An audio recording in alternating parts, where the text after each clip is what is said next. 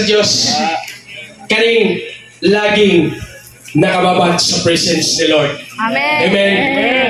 Walay lain nga makababata yun. Kaning presence ni Lord yun. Kumbaga sa vitamins pa, di basta-basta ni. Makapastorin. Oh, si Mami Yans. Di na lang si Mami Yans, si Pelisi. Pastora Adulpa. Oh, kita na ito. So, super senior na eh. Binaw. Dili sa ingong buto ha. Lahi na yun. Kaysa uba mga senior. Wala na ito. Ugod-ugod na. Tungod kay ang ilang vitamins sa daw is kagulanan. Kagulanan. Bitaw, atong i-kon bitaw. Atong kung kaning iparisong bitaw kaning atong i-compare yan sa mga walay pagtuo sa Dios o sa dunay pagtuo sa Dios. Lahi ang gyud kayo ang mga mukha, ang mga dagway, oh. Sister V, oh. Smiling kayo. Oh. Nagkabata. Oh. Nagkaidaran pero nagkabata. Salamat sa Ginoo. Walang grasya rin kayo sa Ginoo nga nagabarog ko sa inyong tubangan. Oh. Kay dili lalim gyud ining mubarog ta sa tubangan. Maling ingon sa una, pakantahan lang ko.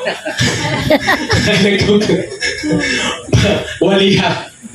Bitaw, kay ang kanta, dali roman kayo ang kanta. Kay masakulan nimo, dali kayo. Pero kani mag-istorya, bitaw, tanga, tuloy-tuloy. murag lahi na yung kayo ah. Kay istorya ta, dahil kita na murag akto.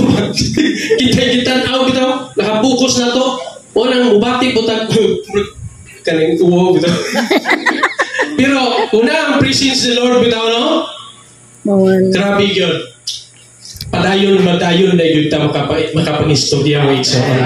Hallelujah. Dili sa kong padayon na ning atong taon pa. Bitaw, kaning gitawag og mga general karon nga nasa akong atubangan. Nganong gitawag manig silang mga general, mga igsoon. Kaya kaning mga nasa mga atubangan, di na ni basta-basta nga mga katawhan sa Diyos. Mga grabe na ni naagian. Grabe na ni. Labi na ni si Arita sa Batanon na to, siya pusulpon. Bisag Batanon pa ni, sayang Pangidaron. Pero di basta-basta bugat ang nagian ng mga pagsulay ni ining atong apostol. Bugingon man, sab ni Pastor Ilmer. Di ba sa basta niya nagian niya yung mga tawhana mga ison. Mo nagitawag o general. Kaya mga general, miagi ng mga buga ng mga paksulay. Mga igo man diha, mga bali man diha, unsa man diha. Mo na diha ang gitawag o kaning ligo na ba? Kaya gitawag ng general ng guhan na ta. Wala na nasa akong atubangan. Mga di basta-basta. No? Labi na ni si Pastor Rich. Kata-katawa lang eh. Pero grabe po ni mga balik sa una. Di na basta-basta nagian sa ministry ni akong mga nasa atubangan karon. Mga grasya lagi kayo nga nakabarog ko sa mga generals karon. Amen? Hallelujah. Okay. Kay nagisgot matag kaning presence ni Lord. Kaning presence ni Lord mga igsoon, kung naagyon kanunay sa tao mga igsoon, always yun ang tao manasigon. Amen? Always yun ang tao bisan sa mga pagsulay, sa pagpangguba sa yawa, bubarog yun. Ang mga alagad sa Diyos na pinaning mga rangguhan na niya karon. Di basta-basta. Mori nga, baliko na ko kining presence ni Lord. Kung mo'y magapamuhat sa tao, wala gyoy imposible. Amen. Dalaygo ng Diyos. Mga wala imposible. Grasya sa Diyos na nakabarog ko sa inyo at mga balik-balikon ginin ako. Hallelujah. Wala niya mga igsoon nga ang atong topic ron kay nagisgod matag mga pagsulay giguba ang kinabuhi. Mani the year of 3 R's. The year of 3 R's. Rebuilding, restoration, renewal. So, hari na ta sa topic na to mga igsoon. The year of 3 R's. Rebuilding, restoration, and renewal. Dayon niya sa Isaiah, they will rebuild the ancient ruins and restore the places long devastated. They will renew ruined cities that have been devastated generation. Amen. Yes, this message of Isaiah mga igsoon nagpahayag o naghisgot kini o saman sa misyon. Among misyon si Jesus Christ may katumanan niining maong propesya mga igsoon. O ang iyang misyon to rebuild, to restore, and to renew. Amen. Sa mga tao nga giguba ang mga kinabuhi sa yawa. Amen? Dalaygo ng Diyos. So usa ta ani mga igsoon nga nakabinipisyo sa gibuhat ni Lord Jesus. Usa ta nganong niata karon. Amen? Amen. Mga gipili mo ta sa Ginoong Jesucristo para mubuhat o mumadayon sa iyang misyon nga iyang gibilin dire. Amen. Dalaygon ang Diyos mga igsoon. Hallelujah. Sa last year mga igsoon nga topic, ang tema is the year of preparation. The year of preparation. O diha ko nakasabot mga igsoon before ang rebuilding adunay usay preparation. Amen? Importante kayo ang preparation. Amen. Hallelujah. Kung walay preparation mga igsoon, walay mahitabong rebuilding, walay ma-renew o walay ma-restore mga igsoon. Amen. Walay ma-restore o walay ma-renew. Amen? Hallelujah. Grabe kaayo ang kaning gihatag sa Dios nga kaayo mga igsoon habang prepare ining maong celebration, Thanksgiving celebration karon mga igsoon. Among pakiistoryahan kaming tulo ni Pastora Plindila, Pastora Anali. Akong pangutana si Pastora Plindila kung pila na gyud katuig kining mao ministry. O mingon si Pastora nga 9 years na daw kuno kini mao ministry karon. Pero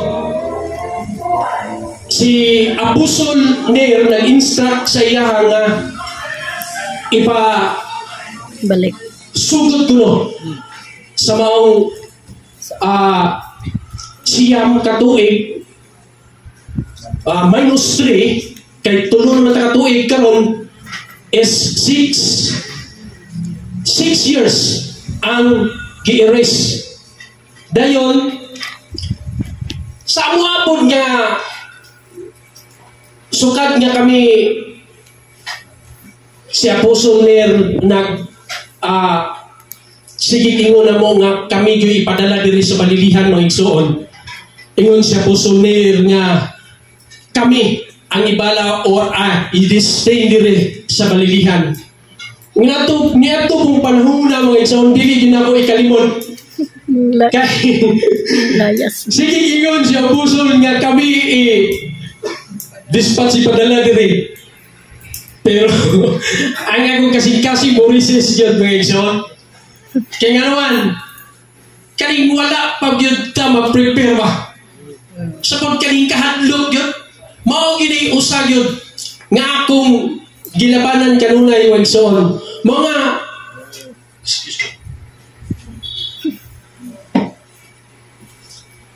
miikyas gini mga igsoon. Tatinood lang usab to nga among giikyasan ni mong ministry. Kaya sa pagkatinood nawala gini 6 years. 6 years po na iris. Kay 9 years man ta karon nga tuig mga igsoon. So, kay 3 years naman ta karon. Imong atong celebration ron. So, nang nawala gi-iris is 6 years. Karon, kaya nawala akong 6 years, balik mi. Kristo. Hallelujah. Kristo sa Lord. Hallelujah. Salamat sa Ginoo. Salamat Lord. Wala Ginoo, this is Judah. Kung tinawag ka sa Diyos, dilig ka makawala. Dilig ka maikyas. Dilig ka sa iyong gigikanan. Amen. Hallelujah. Palayo ko pagligod ng isang. Salamat sa Diyos. Grabe po ang among mga pagsulay na itong panahon na mga igsoon. Kay miikyas mi itong panahon na tungod po sa mga isyo nga dili po angayan mga igsoon. Kay isyo usap po ni nga makapabungkag sa tao kung ang isyo kanibang atong tuuhan.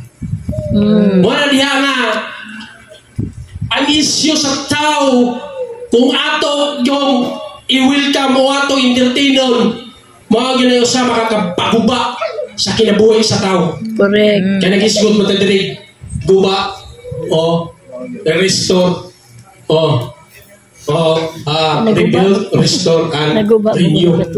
Wala diya mga isong grabe po ang among nagian ng mga pagsulay kay sa diha nga ilayo umi sa Lord o dili sa Lord nga mao nga atong amahan kundili kinibang kaning gitawag o kaning ato-ato na bitaw diyang ing layo mi grabe po ang among na batunan nga murag ang among pangati ba sa among espirituano nga kinabuhi uga yung kayo mga igsoon uga kayo bisan og naka-attend o nakasimba ka sa mga among ming laylo mi pero diha ko may pasilungan nga amo po nga pastor nga kaniadto ako pong best friend mo na nga lahi ra gyud kayo ang naagyod sa tinolog na ang presensya ni Lord. Amen. Amen. Lahi ra kayo kay paghuman og simba mga igsoon murag nanguros, luhod, chik, o gawas. Patay, dry ka iba. Ugag yung kayo ang among kinabuhi kaniyadto kaning walay presensya sa Ginoo mga igsoon. Walang nawala ang direksyon sa unsaman pangalagad sa Ginoo. Mga akong mga challenge sa mga tao nga kining nay balak nga mulayo ayaw na kaya nga no lahi yun kung ana ang presence ni Lord wala may igsoon kung dito na ako na kumpara may igsoon kung wala ang presence ni Lord ang tanan kawang lamang may igsoon mga pasalamat ko sa Ginoo kay redirect ang akong kinabuhi o ang akong pamilya mga niya kami karon mga pasalamat sa ating buhay ng Diyos kaya siya yun maayo nga nag-restore sa among matagisag kinabuhi. Amen. So sa mensahe na ito karon mga igsoon the year of 3R mga igsoon gusto ang Diyos nga mabuild pagbalik ang mga nangagubang kinabuhi sa mga katauhan. Amen? Amen. o ma-restore. Hallelujah. Ang mga nangawala gikan sa pagkawat sa mga daotang espiritu nga sa atong kinabuhi, mga igsoon, kining kung kawato ng atong kanibang kadasig, kalipay o gugma sa atong buhi nga Dios, mga igsoon. Mo na diha nga kinahanglan gyud ta kayo nga ma-restore. Amen. Kinahanglan mabalik ang image and likeness sa Dios sa mga katawhan niya. Mga niya kami karon mapasalamaton o nabag-o ang kinabuhi tungod sa pamuhat sa atong buhi nga Dios. Amen. O mao na mga kitsaunan ang mabag-o ang kinabuhi sa tao o sa mga katawhan diri sa balilihan, mga igsoon. Amen. Mga bisan pa man ang mga katigbian ay declare nga gamiton ang mga taga-balilihanon o ang mga taga-katigbianon. Gamiton sa Dios. Amen. Amen. Para niining buluhaton. Para niining pag-ugmad sa mga nagupang katauhan dinhi sa balilihan. Amen, mga igsoon. Hallelujah. Okay. Pero gikinahanglan jud mga igsoon nga magpa-build jud ta. Amen. Magpa-equip sa pulong sa Dios aron magamit sa iyang buluhaton. Dalay ko ng Diyos, mga igsoon. What is rebuilding? Okay. Rebuilding in the Bible means often signifies more than just repairing or restoring something to its original state. It can represent a renewal, a fresh start, and transformation, both physically and spiritually. What are the things we need to be prepared during rebuilding? Unsa may angayan buhaton sa panahon sa pag-rebuilding? Una, reflection and assessment. Okay? Lamentation 3:40. Let us examine our ways and test them, and let us return to the Lord. Usisahon ta ang atong mga buhat. Mamalig kita ngadto sa Ginoo. Amen.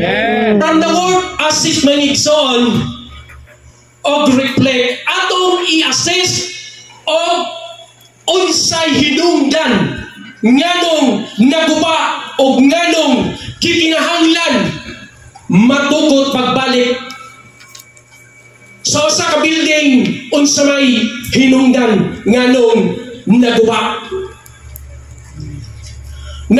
sa linog o sa bagyo. Mao ni atong i-assist mga igsoon nga nganong naguba o siguro kulang o kini mayong timpla sa simento o kulang sa materyales.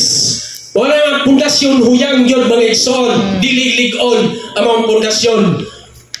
Wala kasagaran mga guba yun.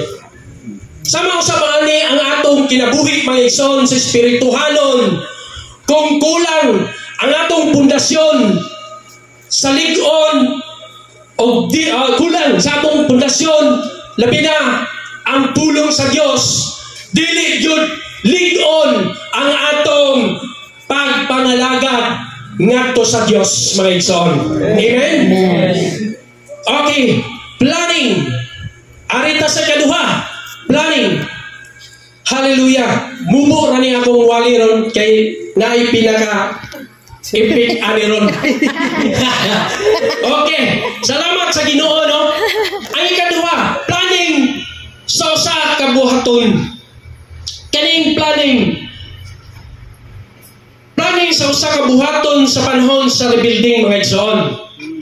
No? Importante ang plano kay kung walay plano mga igsoon sa pagtukod sa balay mga igsoon, kung dili planohon, dili yun mapurma ang maong panimalay. O ato yung makita laba sa may ini nga itong kuwan, kaso lang na naman ikuwan nagkahiwi-hiwi yun mga igsoon. Kaya man yun yung plano siguro engineer o sana wala diyan. Nagag-engineer. Wala yung mga hiwi-hiwi yun mga igsoon. Pagkunahan niyo po na itong kinabuhay kung wala yung engineer, wala yung architect, kung dili ta mo sunod. Si Jesus ang architect. Ang engineer kita mga alagad sa Diyos. Kung dili mo maminaw, dili mo musunod. Sa engineer o sa architect, mga guba, yung mga kinabuhay. Atong kinabuhay, I cancel in Jesus' name. Mga guba, mga ison, mga hiwi-hiwi doon ang mga kinabuhay, mga ison. Kung dili ta maminaw sa pinaka-architect, mo ang Diyos. Amen. O ang engineer, mo ang alagad sa Diyos. Mo na atong sundon, atong higugmaon, o atong ikinabuhi ang pulong sa Diyos. Amen? Hallelujah. Okay, Luke 14:28. Suppose one of you want to build a tower, won't you first sit down and estimate the cost to see if you have enough money to complete it? Okay? Planuhon nyo ng unsay porma. Amen? Kumpyuton pilay mahurot o kanus amahuman. Mga diha mga ison sa mga atong kinabuhi, kung wala yun tayo plano sa atong kinabuhi para sa Ginoo mga igsoon, mga atong kinabuhi dili magkadimao. Amen? Parehas ba kaning kita mo ning buang bitaw na sa kalsada. Labi na lang si war-war na niya maghubor ha. Sa tanaw nyo na may plano, wala. Diba, may plano sa kinabuhi, may pakialam, o asa sa paingon, asa siya mo adto dito napita ba sa baliha. Tungod kay walay plano. No? Nga ang kinabuhi mga igsoon kung atong i-reject ang pulong sa Diyos. Manang dili yun mahimong maayo ang kinabuhi. Manang dili mahimong maayo sa plano ang atong kinabuhi. Dili maayo. Amen? Pag kinahanglan yun nga ato yung kining hallelujah, we bless your holy name Lord. Amen. Ato yung planuhon ang atong kinabuhi. Amen. Planuhon o atong paminawan ang naghatag o plano sa atong kinabuhi. Amen. Which is the Lord. Hallelujah. Amen. Okay. Ano ba? Resources. Ang ikatulo. Luke 14:28. Usa sa dapat i-prepare mo igsoon. Luke 14:28. Suppose Okay. Money, enough money. Atong basahon. Kung natay mga Bible mo igsoon. Ito na. Suppose one of you wants. Para medyo dili takatugon ba? No? Put your first set down and estimate the cost To see if you have enough money to complete it. to complete it. Ano mo kublad ang pananaw na? Kining street siguro kining wito bitaw. Blood na yun. Glory to God kay bisag una ni ang Ginoo gihapon naghatag. Grabe ang presensya ni Lord. Salamat sa Diyos. No? Usa dapat i-prepare mga igsoon sa panahon sa rebuilding. Importante ang resource. Resources. Or resources. Unsa man kining resources? Una, kining resources, money. Kaya kung walay money mga igsoon, walay may tabo nga rebuilding. Amen? Usa pa, kining manpower o mga tao. Magunsa man ang imong kwarta kung walay mga tao mo trabaho. O magunsa po ning kwarta o tao kung walay kwarta. Wala diha nga importante jud kayo ang resources. Walay laing resources mga igsoon, undili ang atong buhi nga Dios. Maoray nag-resources sa tanan nga gikinahanglan nato. Both spiritually and physically. Amen? Hallelujah. Sa man,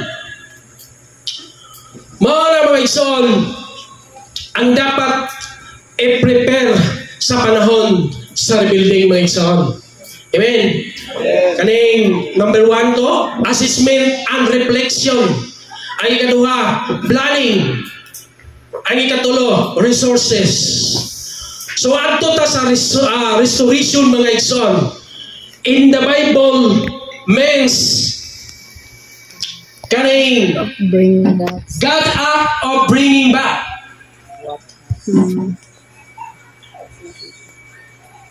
What was lost, broken or damaged, making it whole, renewed, and often even better than before. It involves healing, rebuilding, and spiritual renewal. Showing that God not only repairs but transforms lives, situations, and heart for His glory. Amen. Hallelujah. Amen. Sa Joel 2:24, sangay na ko ni.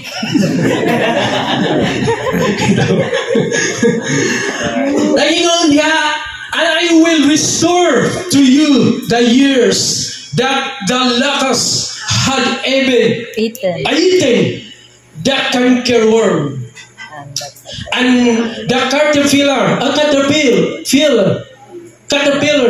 and the palmer worm, my great and my waste, I sent among you. So nga may son, kaysa sa Diyos may son, nga iyang i-restore ang tanan na mawala nga gikan nga gikawa sa yawa mga igsoon. Sa diyang ma-restore na ang tao, gusto ang Diyos nga ma-renew ang atong kinabuhi mga igsoon. Unsa man ang renewal. Renewal in the Bible means spiritual refreshing or transformation, where God restores a person's heart, mind, and spirit, making them new in purpose, strength, and faith. It often involves turning away from sin and being made new through God's presence and power. Amen. Hallelujah. Sa Romans 12:2, hallelujah. Do not conform to the pattern of this world, but be transformed by renewing of your mind. Then you will be able to taste and approve what God's will is His good, blessing, and perfect will. Hallelujah. Nagpasabot kini nga dili kita angay nga magsunod sa dagan sa estilo sa kalibutan mga igsoon. Amen. Kundi magpasiguli hinuon kita sa Dios. Pinaagi sa kabaguhan sa atong panghuna-huna, sa atong kabaguhan sa atong espiritu.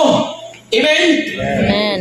Kabaguhan sa atong panghuna-huna o maghatag na kanato o pag-ila sa kabubuton sa Dios nga atong amahan sa atong kinabuhi. Amen. So dili na ko tason kay dunay pinaka-climax, ano ba? Hallelujah! Salamat sa Ginoo nga the year 2025, I declare nga makapanghitabo o naghitabo na gayon. Amen. Ang gitawag o the year of rebuilding, restoration, and renewal. Hallelujah! Nga mapangita ko, magatuman kini. In Jesus' mighty and saved by the blood of Jesus Christ. Ang panahon ng pagbuyakan sa pinaka.